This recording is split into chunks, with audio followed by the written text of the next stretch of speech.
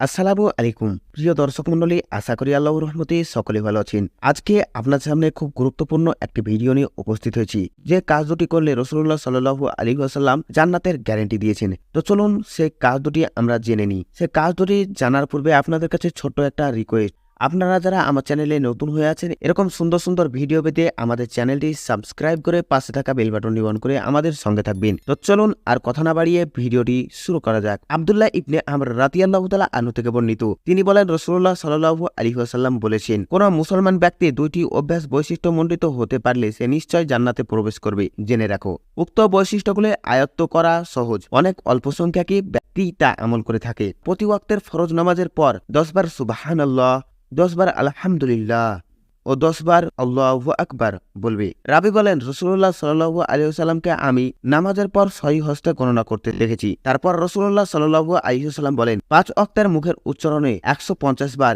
এবং মিজানের দাড়িপাল্লায় 1050 বার হবে সুবহানাল্লাহ।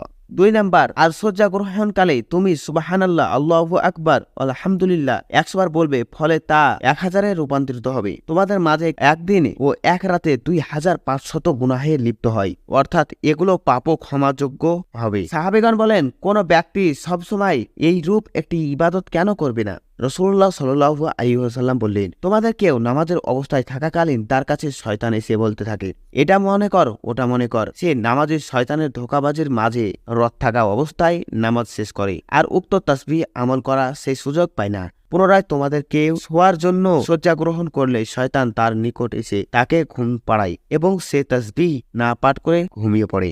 এই তাসবিহটি নামাজের পর ও ঘুমানোর পূর্বে পাঠ করুন, ইনশাআল্লাহ অনেক অনেক উপকার পাবেন। হাদিসের মধ্যে যে দুটি অভ্যাসের কথা বলা হয়েছে তা একবার রিপিট করছি। 1 নাম্বার, প্রত্যেক নামাজের পর 10 বার সুবহানাল্লাহ, 10 বার আলহামদুলিল্লাহ, 10 বার আল্লাহু আকবার। 2 নাম্বার, ঘুমানোর সময় 100 বার সুবহানাল্লাহ, আল্লাহু আকবার, আলহামদুলিল্লাহ, 33 বার সুবহানাল্লাহ, 33 বার আলহামদুলিল্লাহ, 34 বার আল্লাহু আকবার, মোট 100 বার। রাসূলুল্লাহ সাল্লাল্লাহু আলাইহি সাল্লাম এই দুটি অভ্যাসের কথা বলেছেন, যে এই দুটি অভ্যাস নিজের মধ্যে বৈশিষ্ট্যমণ্ডিত করতে পারবে সে নিশ্চয়ই জান্নাতে প্রবেশ করবে। আল্লাহ তাআলার কাছে দোয়া করি, আল্লাহ যেন এই দুটি অভ্যাস আমাদের মধ্যে বৈশিষ্ট্যমণ্ডিত করে দেন, আমিন। আশা করি ভিডিওটি ভালো লেগেছে। যদি ভালো লাগে তো একটি লাইক করবেন এবং বন্ধুদের সঙ্গে শেয়ার করবেন। আর আমার চ্যানেলে যদি নতুন হয়ে থাকেন আর এরকম সুন্দর সুন্দর দোয়ার ভিডিও পেতে আমাদের চ্যানেলটি সাবস্ক্রাইব করে পাশে থাকা বেল বাটনটি অন করে আমাদের সঙ্গে থাকবেন। তো আজকে এই পর্যন্ত, সকলে ভালো থাকবেন, সুস্থ থাকবেন, আল্লাহ হাফেজ।